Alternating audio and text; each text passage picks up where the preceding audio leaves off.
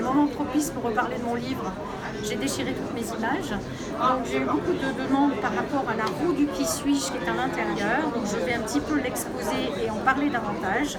Voilà, c'est un outil que j'ai créé pour découvrir qui l'on est. Donc c'est une roue que vous pouvez faire chez vous. C'est-à-dire qu'en fait, voilà, donc là c'est l'exemple vide.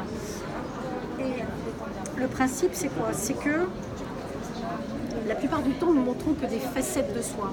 Nous restons dans des zones confortables, c'est-à-dire si je suis quelqu'un d'introverti, je vais montrer mon côté petite fille sage, je vais montrer des choses comme ça, mais pour autant, si je ne montre que cette facette de moi, on ne verra pas, par exemple, mes compétences intellectuelles ou mon côté très créatif.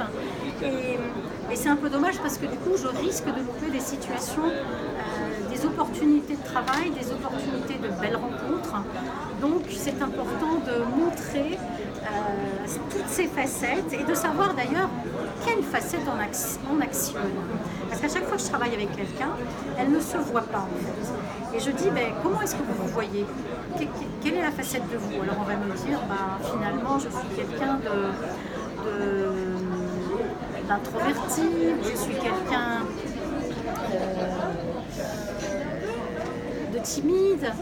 Alors que quand je lui pose des questions sur son travail et qu'elle déclenche sa pépite intérieure et qu'elle déclenche ce qu'elle aime faire, là on voit quelqu'un de complètement ancré, passionné et pas du tout timide. Donc ça, ce sont juste des croyances et puis c'est quelque chose qu'elle ne s'autorise pas surtout. Donc c'est très intéressant d'ouvrir les champs des possibles, d'ouvrir ces facettes-là et d'aller explorer. Donc en fait, il y a des facettes qu'elle ne s'autorise pas à aller. Voilà, pour en savoir plus, vous pouvez acheter le livret et découvrir le reste. À bientôt.